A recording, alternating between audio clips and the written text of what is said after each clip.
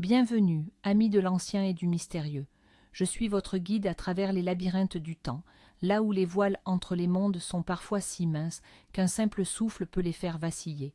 Aujourd'hui, nous plongeons dans un jour particulier, un jour où la nature elle-même semble chuchoter des secrets, un jour qui, dans les annales oubliées du folklore français, est chargé d'une signification profonde.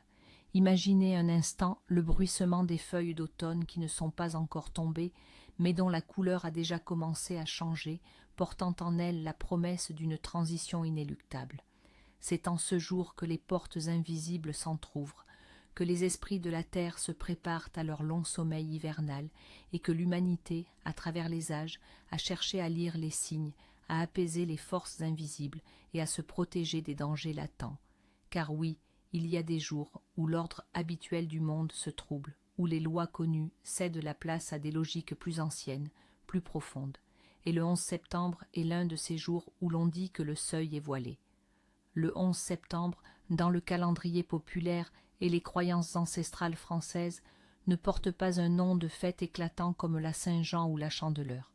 Pourtant, il est connu sous des appellations plus secrètes, plus murmurées. Certains l'appelaient le jour des passages, d'autres l'heure des murmures, mais le nom qui, je crois, capture le mieux son essence est le jour du seuil voilé. C'est une période de transition, un moment charnière entre l'opulence de l'été finissant et la rigueur annoncée de l'hiver. La nature est à son apogée avant le déclin. Les dernières récoltes sont rentrées ou en passe de l'être, et l'air lui-même semble plus lourd, empreint d'une mélancolie ancestrale. Ce jour, c'est l'ultime soupir de l'été, l'avant-goût du froid, un moment où la vie des champs et celle des hommes entrent dans une phase de préparation silencieuse. Dans le calendrier chrétien, le 11 septembre est associé à plusieurs figures, dont saint Adelphe de Remiremont, abbé bénédictin, et surtout saint Paphnus d'Égypte, un ermite et confesseur du XIVe siècle. Bien que ces saints n'aient pas engendré un culte populaire massif en France à cette date précise, leur essence résonne avec les préoccupations du seuil voilé.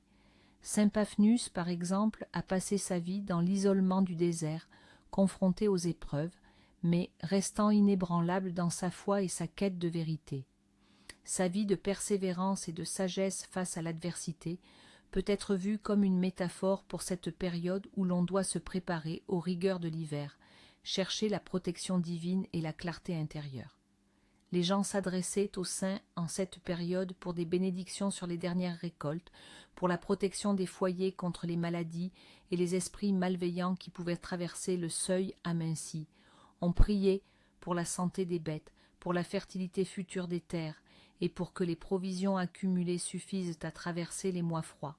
Ce jour était aussi un moment où les racines païennes se manifestaient, car avant le christianisme, il était déjà perçu comme une étape cosmique, un point d'équilibre éphémère avant que les forces de l'ombre ne prennent le dessus, exigeant des rituels de gratitude et de protection envers les esprits de la terre et des ancêtres. L'histoire de saint Paphnus, bien qu'ancrée dans l'Égypte lointaine, trouve un écho symbolique puissant dans nos traditions de seuil voilé. Imaginez ce jeune homme, Paphnus, né dans les sables ardents du désert, qui, dès son plus jeune âge, ressent l'appel du divin. Il quitte le monde des hommes pour s'enfoncer encore plus profondément dans l'aridité, choisissant la vie d'ermite, sous la guidance du grand saint Antoine. Ce n'était pas une fuite, mais une quête ardente de la vérité, une immersion solitaire pour forger son âme. Paphnus passe des décennies dans la solitude, son corps amaigri par les jeûnes, mais son esprit s'élevant vers des sommets de clarté. Il y apprend les murmures du vent, les secrets des étoiles et la résilience de la vie face à l'hostilité. Pour nos ancêtres, le désert de Paphnus n'était pas si différent du désert spirituel que l'on traverse à l'approche de l'hiver, une période de dénuement où il faut puiser en soi la force de survivre. Mais son destin n'était pas de rester caché. L'empereur Maximin d'Aïa, dans sa fureur contre les chrétiens, le fait arrêter. Paphnus subit d'indicibles tortures, son œil droit arraché, son jarret gauche brûlé, il est envoyé travailler dans les mines. Pourtant, pas un instant il ne renonce à sa foi. Cette image d'endurance face à la mutilation et à l'esclavage, cette force intérieure qui ne vacille pas, même quand le corps est brisé. Parler profondément aux populations paysannes. Celles-ci, à l'approche de l'hiver, faisaient face à leurs propres tortures. La faim potentielle, le froid mordant, la maladie. Saint Paphnus devenait un symbole de résilience, un protecteur pour ceux qui devaient endurer. Plus tard, sous l'empereur Constantin, il est libéré et honoré. Il participe même au concile de Nicée, portant les marques de ses souffrances comme des insignes divins. Là, il se dresse contre l'hérésie de l'arianisme, défendant avec ferveur la nature divine du Christ. Cette position inébranlable pour la vérité, cette capacité à distinguer le vrai du faux, était d'une importance capitale en ce jour du seuil voilé. Car lorsque les frontières s'estompent, lorsque les esprits errants se manifestent, il est facile de se laisser berner, de suivre de fausses pistes. Paphnus est alors invoqué, comme celui qui peut éclairer l'esprit, qui guide à travers les illusions et les tentations, protégeant les âmes fragiles des pièges que la fin de l'année tend. Sa vie est un conte de persévérance, de clarté spirituelle et de protection contre les forces de l'erreur, des qualités essentielles pour naviguer dans les énergies subtiles de ce jour particulier. Le jour du seuil voilé est par excellence un jour d'observation, où la nature et les événements quotidiens nous parlent de l'avenir. Météo et récolte. Si la brume du matin s'élève avant midi, l'automne sera doux et l'hiver clément. Une brume persistante, au contraire, annonçait un hiver rude avec des gelées précoces et des jours sombres. La brume est un signe d'humidité et de transition. Sa dissipation rapide indique une atmosphère stable. Sa persistance suggère une retenue d'air froid. Vent d'ouest pour le 11, pluie assurée pour la semaine. Le vent d'ouest, porteur d'humidité, annonce des pluies qui peuvent perturber les dernières récoltes. Un vent d'est, froid et sec, promettait un ciel clair, mais des températures en baisse. Si les hirondelles volent encore en nombre ce jour, l'hiver ne se montrera pas avant la Toussaint. Leur présence tardive est un signe que la nourriture est encore abondante et que le froid ne s'est pas installé durablement. Leur départ précoce est un avertissement clair de l'approche rapide de l'hiver. Abondance de glands sur les chênes, hiver rude et long à prévoir.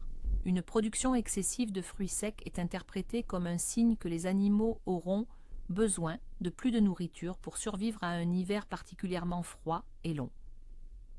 De nombreux champignons après la pluie du 11, bonne année pour le vin. L'humidité et la chaleur modérée favorisent les champignons et sont aussi des conditions optimales pour les vignes à cette période cruciale de la maturation, un signe de la bénédiction de la terre. Quotidiennes et argent. Si votre paume gauche vous démange, de l'argent viendra à vous. Si c'est la droite, de l'argent s'en ira.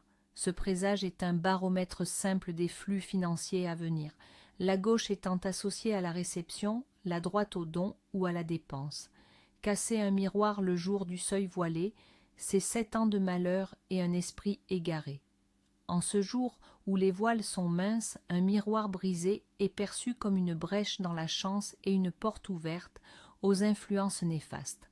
Trouver une pièce de monnaie, face visible ce jour-là, signe de fortune inattendue. Un tel don du destin est un signe que les esprits bienveillants vous accordent leur faveur et que la prospérité frappera à votre porte. Entendre un hibou ululer en plein jour. Un décès ou une mauvaise nouvelle est proche. Le hibou, oiseau de la nuit et symbole de sagesse, ne s'aventure pas dans la lumière sans raison. Sa présence diurne est un avertissement, une messagère des ombres. Trébuchez en franchissant le seuil de votre maison le matin, faites attention aux mauvaises rencontres. Le seuil est une frontière sacrée. Y trébucher est un signe de déséquilibre, une vulnérabilité aux influences extérieures. Les rêves de la nuit du seuil voilé sont considérés comme des messages particulièrement clairs, car la frontière entre le conscient et l'inconscient, comme celle entre les mondes, est plus perméable. Rêver d'eau.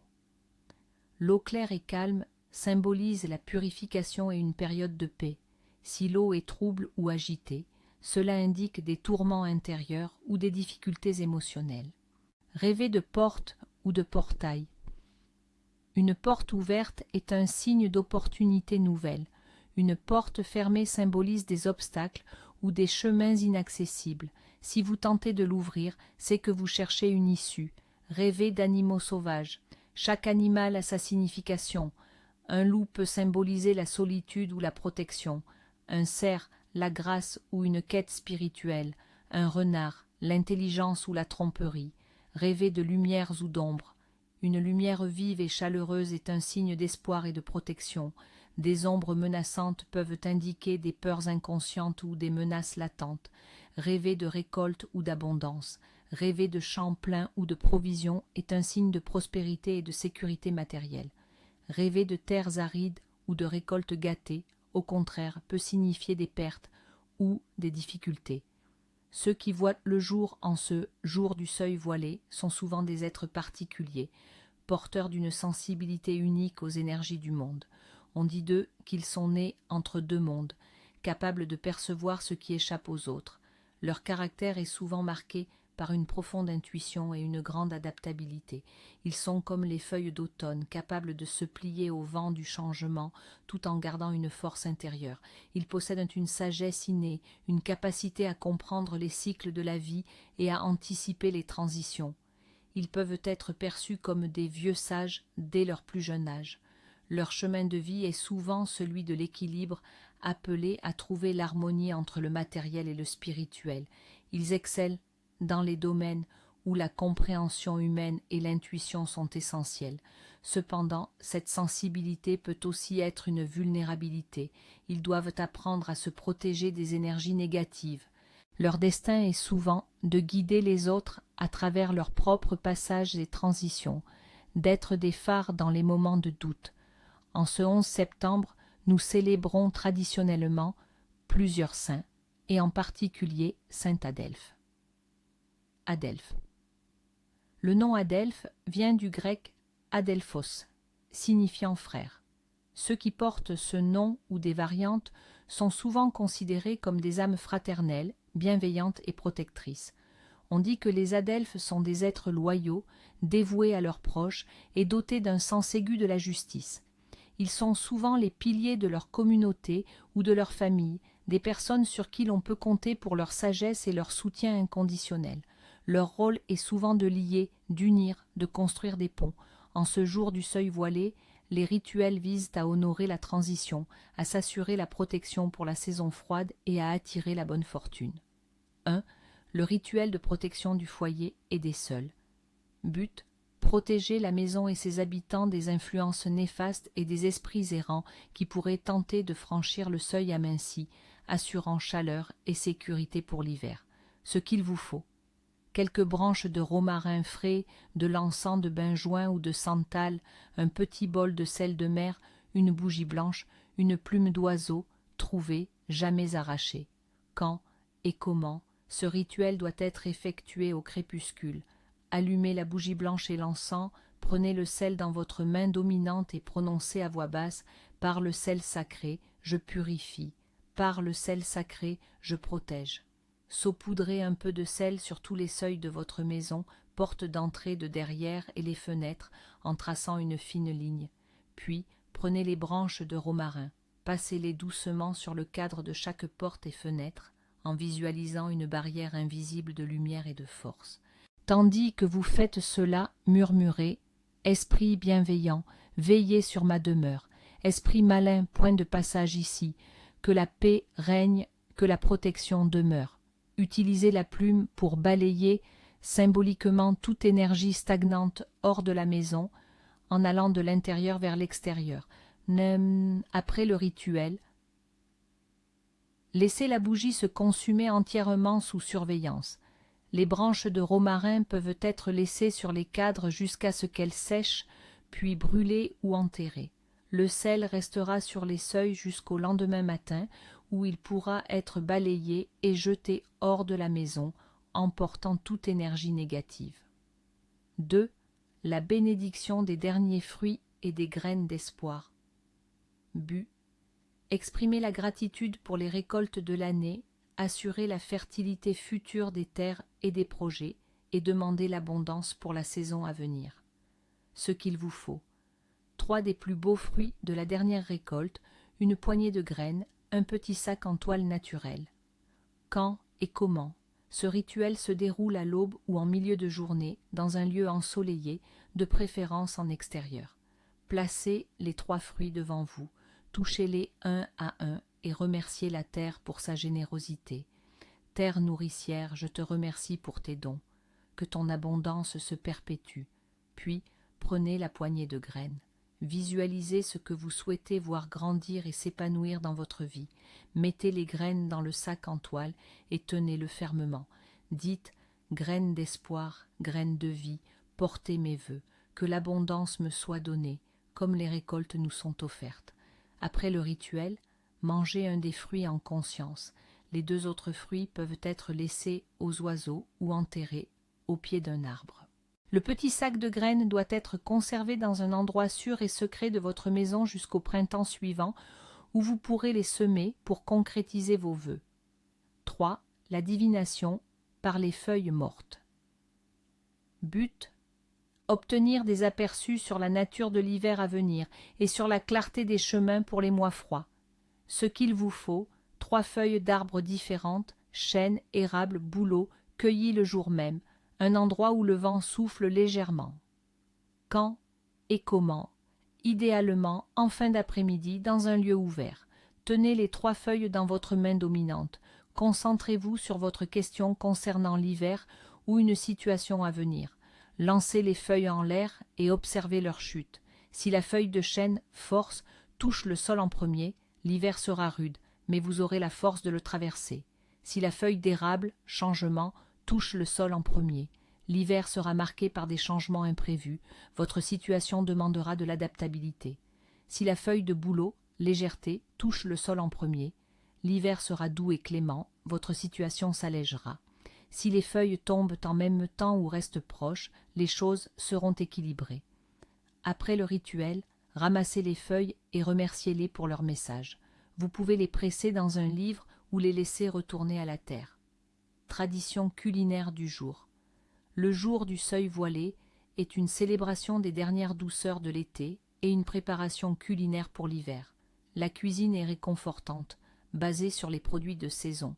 La tarte tatin aux pommes et poires, un dessert emblématique de l'automne utilisant les fruits fraîchement cueillis. La tarte symbolise l'abondance et la douceur avant les jours froids. Il était dit que si la tarte était particulièrement réussie, l'hiver serait doux. Le potage aux légumes racines, une soupe épaisse et nourrissante à base de carottes, pommes de terre, navets, panais. Ce potage est le reflet de la mise en conserve et de la préparation des provisions. Le partager en famille était un gage d'unité et de protection contre la faim. Les confitures de mûres et de prunes. La préparation de confitures était un rituel essentiel pour capturer la saveur de l'été et la préserver pour les mois sombres. Les bocaux scellés étaient vus comme de petits trésors, des promesses de douceur dans les jours gris. Sur un jour de seuil voilé, où les énergies sont en transition et les mondes plus proches, certaines actions sont à proscrire absolument pour ne pas perturber l'équilibre et attirer le malheur. 1. Interdiction de commencer de nouveaux projets majeurs.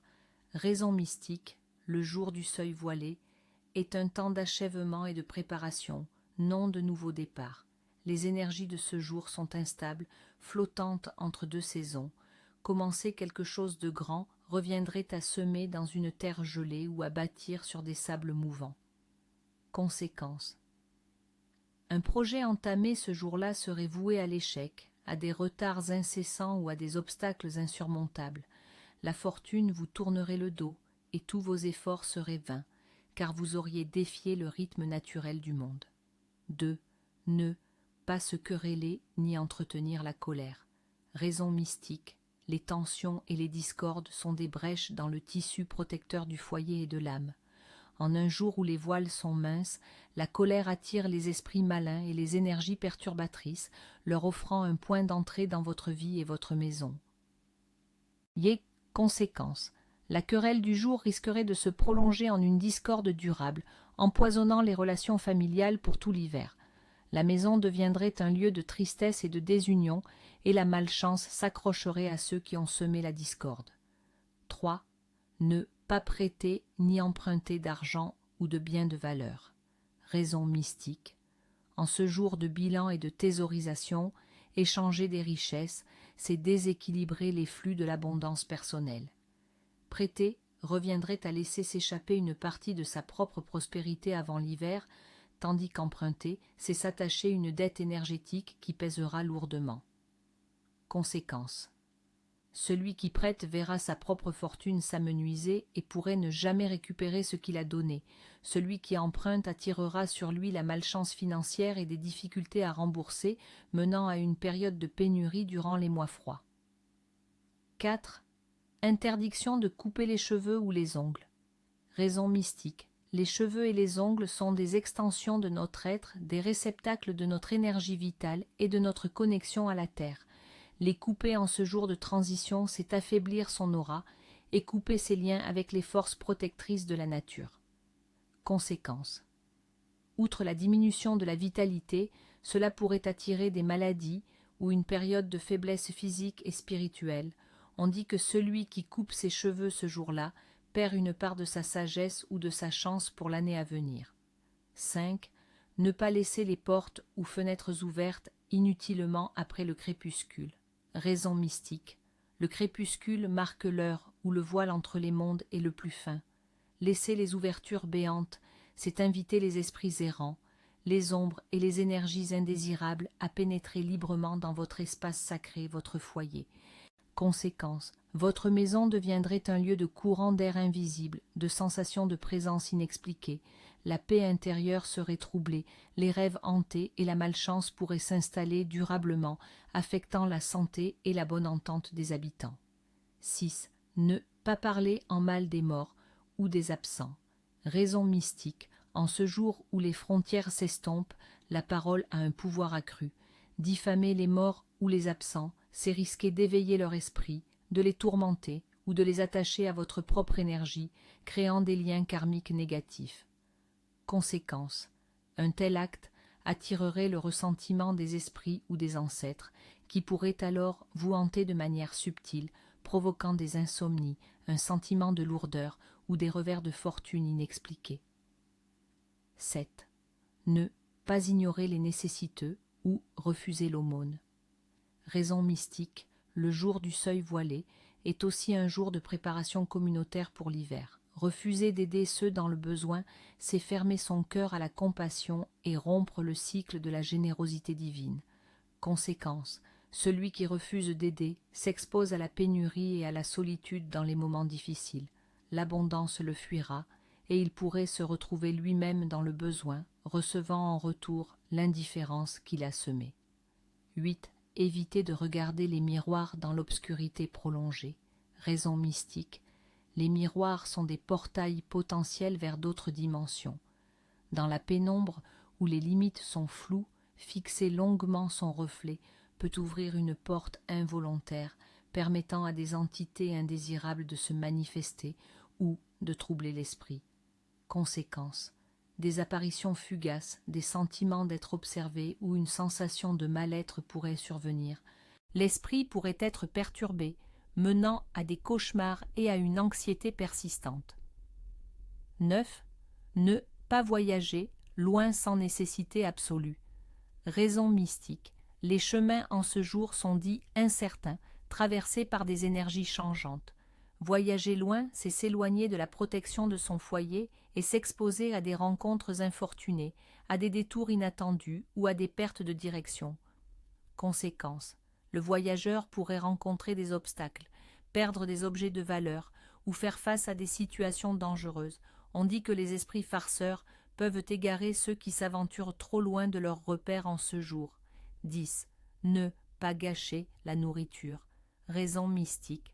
Le gaspillage de la nourriture, surtout en cette période de fin de récolte, est un affront direct à la générosité de la terre et un signe d'ingratitude. C'est inviter la disette et le manque dans son foyer. Conséquence. Celui qui gaspille la nourriture risquerait de connaître la faim ou la pénurie de ressources dans les mois à venir. Sa table pourrait devenir moins généreuse et la chance liée à l'abondance le quitterait. Ainsi s'achève notre exploration du jour du seuil voilé, un jour où le passé, le présent et le futur se rencontrent dans un souffle d'automne. que ces connaissances vous guident et vous protègent. Souvenez-vous que chaque jour est un livre ouvert, mais certains jours, les pages sont écrites avec des encres plus mystérieuses. Restez connectés, restez curieux, et que la sagesse des anciens illumine votre chemin. À bientôt pour de nouvelles découvertes au cœur des traditions oubliées.